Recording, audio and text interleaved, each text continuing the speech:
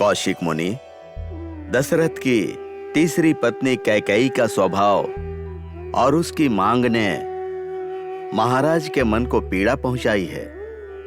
कैकेयी को इस प्रकार भरत को श्री राम का प्रतिस्पर्धी नहीं मानना चाहिए।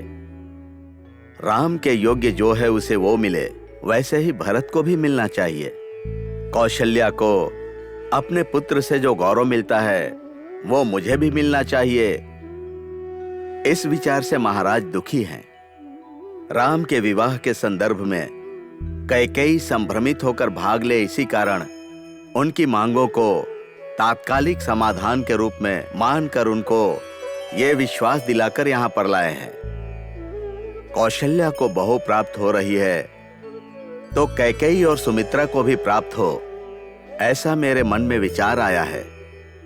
राजा जनक की द्वितीय पुत्री उर्मिला का लक्ष्मण के साथ विवाह हो, यही मेरा प्रस्ताव है।